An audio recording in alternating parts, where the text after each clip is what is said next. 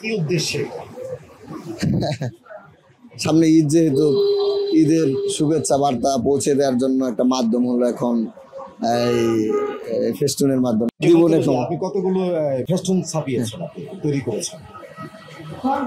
এখানে 550 ফেস্টুন করা হয়েছে পুরা কালীগঞ্জ, পুবাল এবং বাড়িয়া এরিয়ার জন্য। কি উদ্দেশ্যে?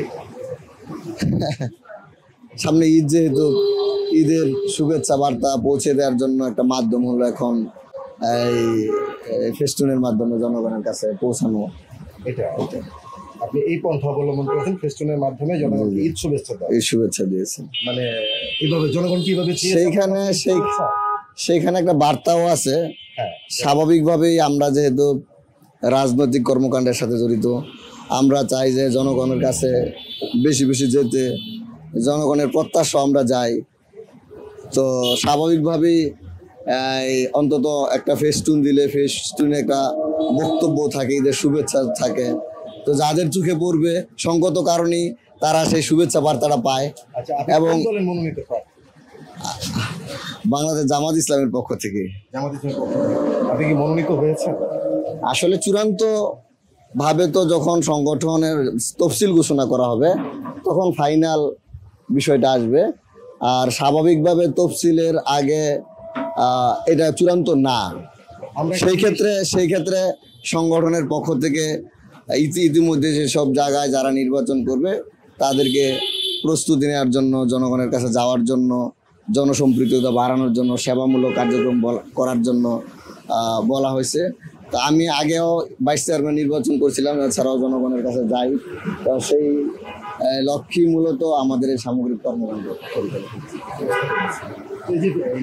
এতগুলো ফেস্টুন আপনি আজকে লাগাবেন, হ্যাঁ, এটা তো একটা ব্যয় আছে, হ্যাঁ, মোটামুটি একটা ব্যয় আছে না? জি, ব্যয় তো আছে অবশ্যই। এই ব্যয়টা যদি আপনি সমাজ উন্নয়নের ক্ষেত্রে কাজে লাগাতেন, এই টাকাটা, এই অর্থটা, তাহলে কতটা এভাবে শুভেচ্ছা দেওয়ার জন্য কি বেশি বেনিফিট হতো না তারা? আসলে আপনি যেটা বলছেন সঙ্গত কারণে আমরা সমাজ উন্নয়ন কাজটাও কোনোভাবে ছোট করে দেখি নাই। এগুলি আমাদের সামাজিক কার্যক্রমের একটা অংশ। কিন্তু আমরা যা চাই ঈদ উপলক্ষে যে টাকার ফেস্টুনটা আপনি তৈরি করেছেন, যে টাকার ফেস্টুন তৈরি করেছেন, এই অর্থটা যদি দুইটার ভিন্ন মাত্রা গরিব অসহায় মানুষের মাঝে বিতরণ, ইসলামের দৃষ্টিকোণ থেকে কি বলে এটাকে কিভাবে আপনি দুইটাকে ভিন্নভাবে দেখানোর কোনো সুযোগ নাই। আপনি হয়তোবা বোঝানোর চেষ্টা করতেছেন যে এটা নিয়ে দিয়ে আমি ওখানে দিতে। আমাদের প্রচারের সবকিছুর একটা প্রচারও লাগে। স্বাভাবিকভাবে আপনারা জানেন যে আমরা দেখেছি বিগত সরকারের আমলে, সেটা আমি বলতেছি, বিগত সরকারের আমলে আমরা দেখেছি আমাদের দেশের মধ্যে রাস্তাঘাটে ফেস্টুনের কারণে, পোস্টার ফেস্টুন ব্যানারের কারণে রাস্তাঘাট দেখা যেত না, আমরা চলতে পারতাম না। এখন তাহলে কি সেই আমরা ফিরে পাচ্ছি? না, সেটা না।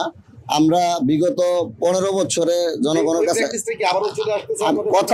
কথা তো বলার সুযোগ দিতে হবে। আপনি কথা বললে তো হবে না, কথা বলার সুযোগ দিতে হবে। বিগত 15 বছরে আমাদের জনগণের কাছে যাওয়ার সুযোগও ছিল না।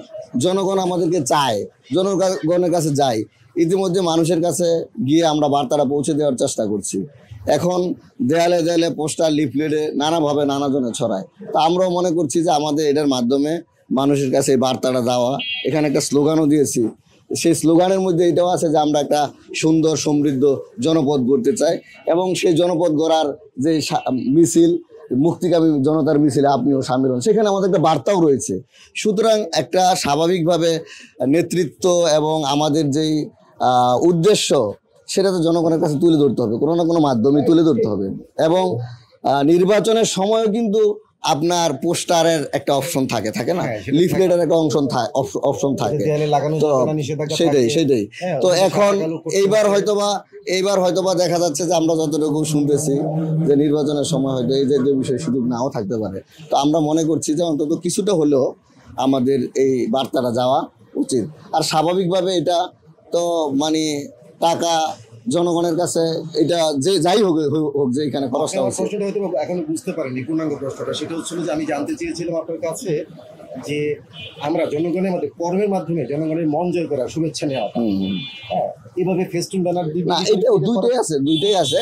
সেটা তো ধরেন যে আমি এখানে যে এই মেসেজটা আমরা দিচ্ছি, কর্মের মাধ্যমে এমন অনেক বিষয় আছে ইসলামের মধ্যে প্রচারেরও দরকার হয় না, এবং সেগুলি আমরা মানবিক দৃষ্টিকোণ থেকে এবং আমাদের যে বিশ্বাস যে হাদিসের মধ্যে আছে যে যদি তোমরা মানুষের পাশে থাকো যতক্ষণ পর্যন্ত বিপন্ন মানুষের পাশে থাকে ততক্ষণ আল্লাহ তার পাশে থাকবে। সেই মানবিক দৃষ্টিকোণ থেকে দেখানোর জন্য আমরা সহযোগিতা করা দরকার, এবং সেই দৃষ্টিভঙ্গি থেকে আমরা সহযোগিতা করে থাকি, মানবিকভাবে করে থাকি, এটা আমাদের নৈতিক দায়িত্ব।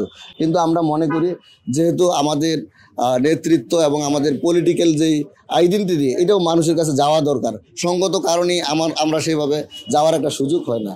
সুতরাং এইটার সামান্য কিছু খরচ হলে আমরা মনে করছি যে সেই দৃষ্টিকোণ থেকে দিচ্ছি। অবশ্যই এটা আমরা জনকল্যাণমূলক কাজে ব্যয় করলে এটা তো হইতো, কিন্তু জনকল্যাণমূলক কাজটা আমাদের কর্মসূচির মধ্যে আছে।